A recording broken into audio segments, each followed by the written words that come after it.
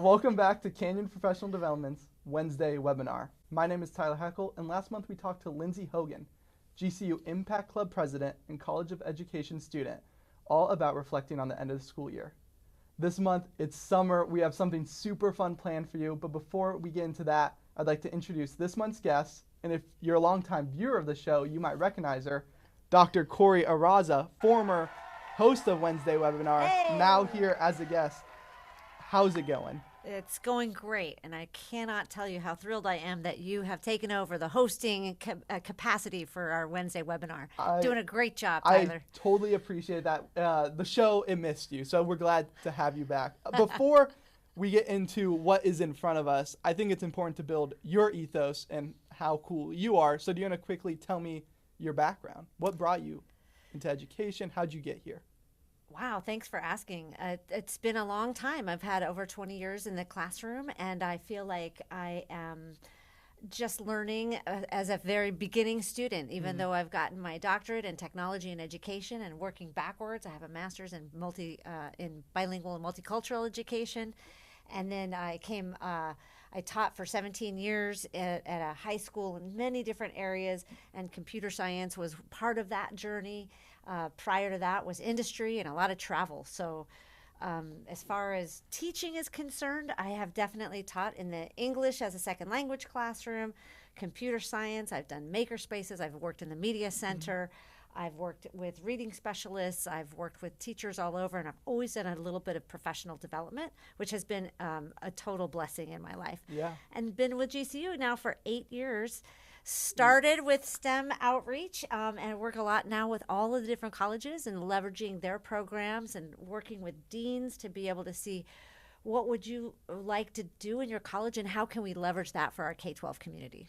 That's awesome. Obviously, an extensive resume, which is the perfect person to talk about what we're doing today. If you noticed, there are wings in front of us, and I want to set a disclaimer because I know it's a hot button issue.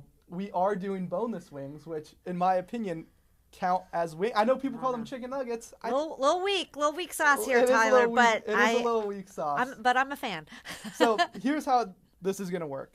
At the start of each round, we are going to eat a wing. Each wing is hotter than the last one. Then we take a turn giving our hottest education takes. After that, the other person is going to decide whether that take deserves to go back to class, that means the take is valid, or sent straight to the principal's office. That means the take is invalid. Okay. And the hotter the wings get, the hotter the takes are going to get. Okay, so I have to ask, are you a big spice person? I'm not a habanero girl, but I do like a medium salsa. Yeah, so I'm a little afraid of this one right here.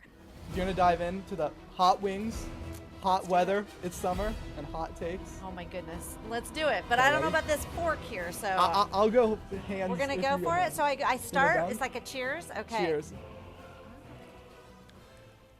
Okay, this is the level 1. It's not a spicy take.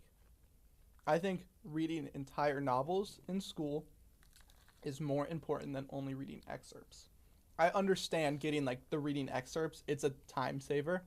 However, reading full books, 1, builds students' attention span and stamina. 2, it helps them understand theme and character developments a lot more because you're able to see how that spans throughout multiple days. Students become more emotionally connected. I know when I'm reading, especially young adult for middle school, they get super connected to these characters where it's hey, class can't end. I need to figure out what happens. And that's where I think also choosing your books well is super important. I'm a big believer in teaching young adult novels to middle and early high school because 1, they don't appreciate the themes in classical novels as much as they need. They haven't matured enough to really. And you think that reading an entire novel is going to help them appreciate a theme more? I think reading an entire novel of young adult literature because they're able to follow the characters more. The characters remind them of themselves and they're more fun. Also, reading novels can help deepen vocabulary, especially I think it's the teacher's job as you're reading it to point out hey, this word means that. So that is my first take. What are your thoughts? Does that Well, deserve? the first question is, what's the research behind it?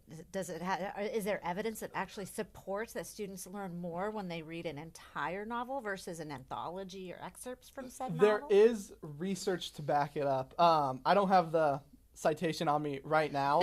And I'm gonna be honest, I don't have citations for all of these, but the research does support that reading entire novels tends to be more beneficial for a lot of that character development. Here's why I like it. I'll tell you why I like it, if you don't mind. I would love to. Okay.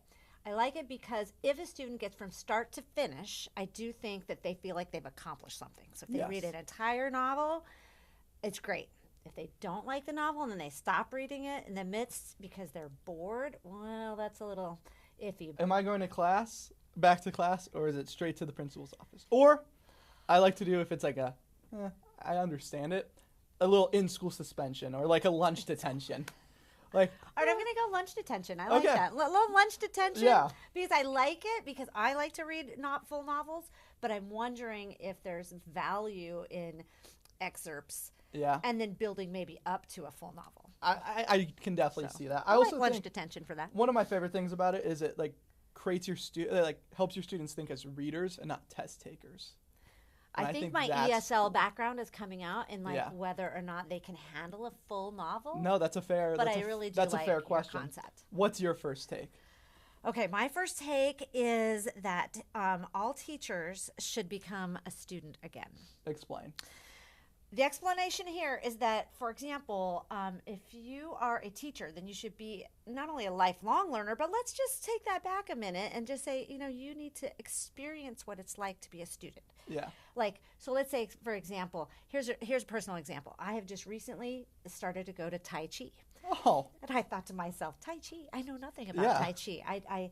I don't know that. I mean, I'm not big into the martial arts, although I think it's very interesting. But for me, like, I knew zero, nada, nothing. And I started, and I'm not good at it, Tyler. I'm not good at all. But I really love it because it's like this moving meditation, and I'm able to learn a lot about the martial art, like bazillions of years ago. Okay, maybe not bazillions, but long time ago, a little bit about acupuncture. It's very interesting. Never thought I'd ever like it. I love it. Mm-hmm. So that allows me to see a different culture, something that I didn't think I was going to be good at. And I'm not super great at it, but I'm going to keep trying. Yeah. I think. What do you think? You're getting sent back to class. I think that's an amazing take. Good. One, I just think as teachers, we should lead by example. We're telling our students to learn, like, we should also have that, I would almost say, humility to accept, hey, we don't know everything. So there's still areas that we can learn on and improve on. So I think, obviously, I 100% agree with the take. Wow. That's a first. I'm getting a little scared if I keep going into the spice here. I'm ready with you. Are you ready for the next round? Let's do it. All right. Does this get spicy? It does get spicier, no kidding. Do I get to drink? You can drink water if you want. I'm going for the no water challenge. No, you can. Competition, right? Yeah. All right. Oh wow. You ready? It's hitting me right now. This like. Oh. So if I go first, then I get it out. Yeah. Okay. I'm still okay. That Mexicana in me. I'm She's okay. spice mogging me right now. Yeah, I'm okay. So here's my next take. I think all teachers should be required to do an hour a week in an AI playground. What is an AI playground? Okay. So as a teacher, it doesn't matter what platform you use, ChatGPT, Claude, you can even do Magic School AI, but 1 hour a week, you just play. You don't do anything except for explore yourself. So like a super playground where you can generate a lesson idea, maybe differentiate for a reading level, maybe create an IEP based on what the AI might say about what your students need. Stimulate some debates. Oh, it's getting hot. Yeah, no, this is like... Maybe build a project-based lesson. Okay, I got to get it out before I start getting on fire. And that's only number 2. Oh, Lord. So anyway, I think that every teacher should be required to have an AI playground so that they know more about AI. One question. So a lot of a concern I've seen on the internet from adolescents is, hey, I have an issue when my teachers use AI to make lesson plans or because I'm not allowed to use AI in my work. What do you say to that? Wow. Well, I think they're using AI in their work, whether they say they are or not. But I think, yeah, no, you're absolutely correct. I would say that if you are modeling for your students, then they should be able to do what you're doing. So Yeah. if you're saying they can't use AI, then I still think as a teacher, you should know more about it. Yeah. Okay. So I still believe that they should be in a playground. But Yeah. I think some of it is just like, hey, how can I teach my student to use AI ethically?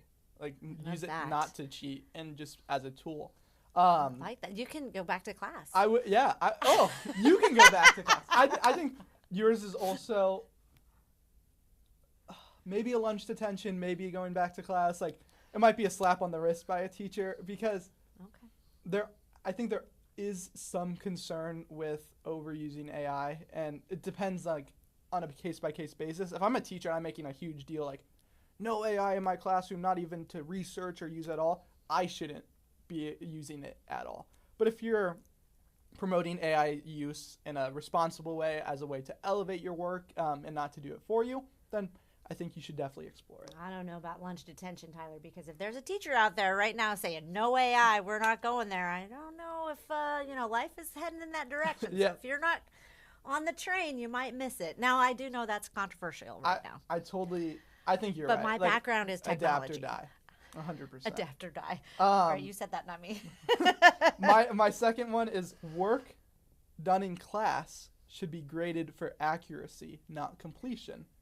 I think it encourages students to think through the material. It promotes, or like completion-based grading can promote laziness.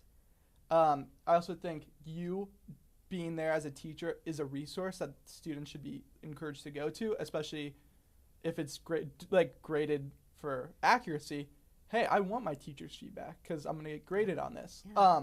And then anecdotally, I know as a student, maybe at like 2 weeks to a month in, I know which teachers of mine are just grading for completion versus grading for accuracy, and I do the bare minimum in the graded for completion because I just want my A. Like it's if I'm not graded harshly on something, I'm just gonna go through the motions.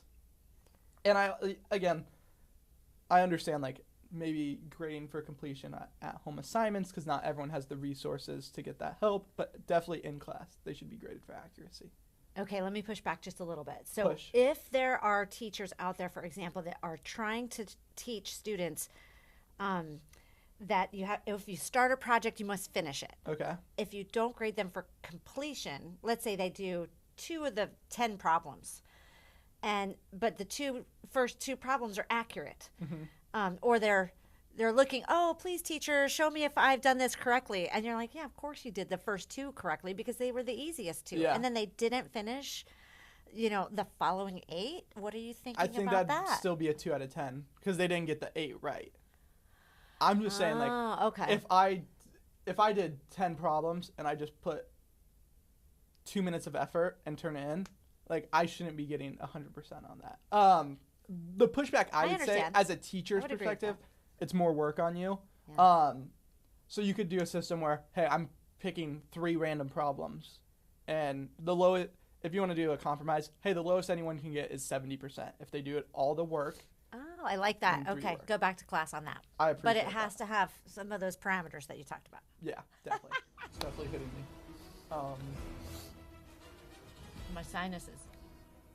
That's going to be subtle because it kind of tastes like it's not going to be hot, but I think it's firing it up right now. Oh my gosh.